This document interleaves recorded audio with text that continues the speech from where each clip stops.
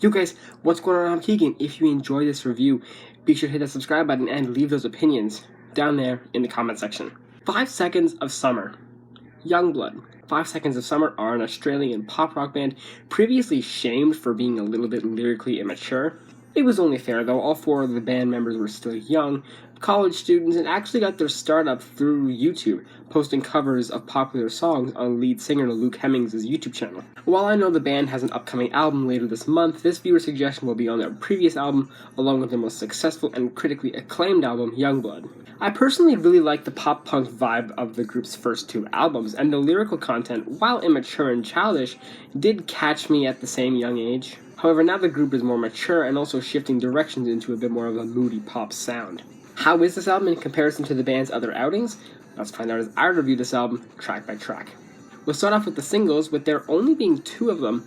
The first one being Want You Back, which is a complete shift in genre from anything on their previous albums. It's got a very bouncy pop feel, but still has a little bit of that edge in the instrumental, with a very slight guitar riff hidden in the background. Luke's voice definitely sounds older and more mature on this song, which is actually quite fitting since this album came out a full 3 years after their second album, Sounds Good, Feels Good. Lyrically, despite its peppy tone, it's a breakup song, and how it doesn't matter where this girl goes, he's always gonna want her back. I don't mind this song too much, but it is definitely my least favorite of the 2 singles. The second single, along with the biggest song of the group's career by far, the title track, Youngblood. This song was and still is extremely popular on the radio, and it's no surprise as to why. It strikes all the right chords for pop radio, a thumping engaging chorus, a regular breezy feel on the verses, and a very captivating build-up to previously mentioned chorus. I personally find all those attributes quite fun and enjoyable, and I do agree that it is a very fitting radio hit, and in all honesty quite deserving of it as well. Lyrically, it's yet again another breakup song about how this person wants him dead and out of their life, but yet they still keep pushing regardless. It's a very fun song. Now for the rest of the tracks. Lie to Me is a very calm, very relaxing, and quite melancholic track. The main melody is this plucky, soft acoustic guitar that glides across the whole song, adding to the said melancholic style of the song. Vocally, the track almost feels depressed. You can hear the regret in Luke's voice as he sings about how he knows he messed up this relationship and regrets it, and asks this person, when he asks if they love them, could they just lie about it? Which, in all honesty, taking a deeper dive, it's quite a depressing topic. Thankfully, I am talking about the original version, not the remix, because this is easily one of my favorites from this album. Valentine opens up with someone doing a cappella of a bass line, I don't know who it is, but then it transforms into quite a bubbly, groovy, and vibey pop instrumental. The chorus erupts into a very smooth yet still vibe complete jam. Another thing I really like is it's not just Luke on vocals. Callum and Michael contribute as well on the first and second verse respectively, and I personally prefer both of their voices to Luke's, especially Michael's. Lyrically, it matches the instrumental, being sweet, basically about how it doesn't matter what they do, where they are, or how they act. All that matters is getting to love them. Awesome song, what a keeper. Talk Fast has a slight bit of nostalgia to it, as it's kind of reminiscent of the band's older material. It really features a lot of that same charisma, especially on the chorus where it doesn't have that same punkish rock, it's just a pop version of those songs. The guitar is very relaxing and the drumming is nice. Ashton really does shine on this project. Lyrically, it really seems to be about just a quick romance, and how he doesn't really want that, but that's how it's sort of shaping up to be. Honestly, yet another great song. Moving Along is another song filled with comparisons to the band's older material. It's got much more of a bombastic anthemic chorus with all the vocalists chanting and singing their hearts out. However, instrumentally, this one is yet again more pop, with a very punchy bass line, and yet again, Ashton's drumming is on point. Lyrically, it's basically about the path to acceptance, and how he's been thinking about this person a lot recently, and how she's been moving on, and he's been wanting to move on too, but not sure if she is as well. This is a fantastic song. If Walls Could Talk just does not meld with me. I don't know what it is, but certainly one of the main offenders is this instrumental. It's certainly not suited towards 5 Seconds of Summer. It's a little bit too clean, even for pop music. And that drop is just not good. It almost sounds like it was made for Julia Michaels or something. Lyrically, it also feels kind of off. Talking about bodies being addicted to sound.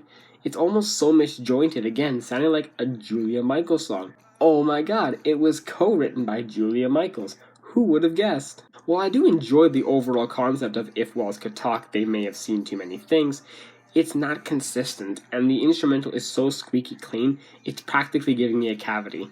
Not a good song, skip this one. Better Man thankfully brings us back to some better music. In fact, this one is certainly another highlight for me with its almost reggae-inspired pop rock sound. This is that bizarre time when Luke's vocals are actually very fitting to this instrumental, and I'm pretty sure I would prefer them over anyone else in the band. He's just got this deeper, almost crooning sort of style that just blends so well with this. Lyrically, it's very sweet, basically about how being with this person makes him a better man, and about how they were such a wreck before, but then they came by and changed it all. I really can't praise this song enough, it's fantastic.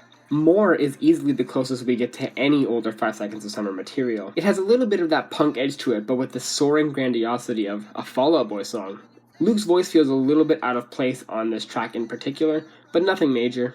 Lyrically, it's about how they used to have so much more, and they want to get back to that feeling. It's still a good song, but not the best here. Why Won't You Love Me was so close to being yet another fantastic highlight from this album, if it weren't for those goddamn pitched up chipmunk background vocals. Maybe I'm just biased, but I just think that completely kills any emotion the chorus may have had. Regardless, I do quite enjoy the verses, and the emotion behind them, and the instrumental has a damn good punch to it. Lyrically, the title really says it all. They're trying to hit them up, but they won't love them back, and he's trying so hard, but is just confused in the long run. It's fine, but the track could have been so much better. Woke Up in Japan tries to recapture older 5 Seconds of Summer material, much in the same way that More did, however, it kind of flops in that aspect. It tries to go for a bit more of a grittier rock style, but it just, to me, kind of seems a bit like lo-fi, pop rock experimental kind of stuff. It's very bizarre, and not quite in a good way. Luke's voice really sounds off on this track. I think Callum would sound great over this, but whatever. Lyrically, it seems to be about some sort of crazy weekend that ended up with him waking up in Japan, presumably on some sort of drugs or alcohol. Yet again, another fine song, but very underwhelming. Empty Wallets, I believe, is the underrated gem of this album. Everything with this song just clicks. The bouncy, alive melody, the sudden changes in tone from piano ballad on the chorus, and the intro to full-blown radio pop on most of everything else. Not to mention the bridge, which Michael handles flawlessly. Lyrically, it's that whole stereotype about how men always have empty wallets while in a relationship. There's just so much to enjoy about this track, whether it be the perky instrumental or the energetic vocals. This one's a keeper. Ghost of You is the traditional ballad present on every single 5 Seconds of Summer album, the Amnesia or the Broken Home, if you will. Anyway, this is yet another fantastic song. The beautiful piano that graces the chorus provides that slight bit of melancholy, and both Luke and Callum wear their emotions on their sleeves as they sing about how they're just fresh out of a relationship and they're heartbroken and dancing with the ghost of them.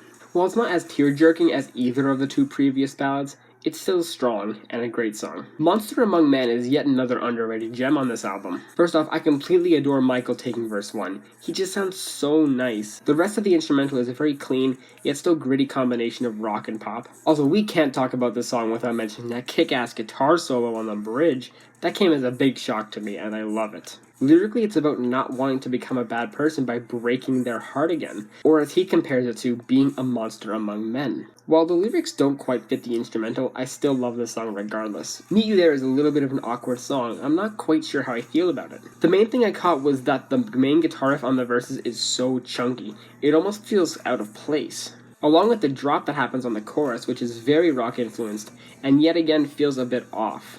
This whole song really is just a mix of different sounds kind of thrown together. It almost feels like filler. Lyrically, it really seems to be about fate, and how they can't change the hands of time. They'll go their way and he'll go his, and if they're meant to, they'll meet up again. Kind of a mixed bag of a song. And finally, the closer Babylon is truly the epic, bombastic closer we needed for an album like this. It starts off with this great build-up, then slows down to an acoustic guitar, and then proceeds to build up yet again, and that drop on the chorus is so damn satisfying and fun. Drops really seem to be a mixed bag for me. Sometimes I love them, sometimes I don't. Another thing, Callum handles the entire song vocally, which is a welcome change. Lyrically, it's about burning up too much in a relationship and letting it all fall down when it eventually ended. God, this is a fantastic song. Overall, I really love this album. So much here to enjoy, whether it be from the bubbly pop instrumentals or the vocals, which are also very nice.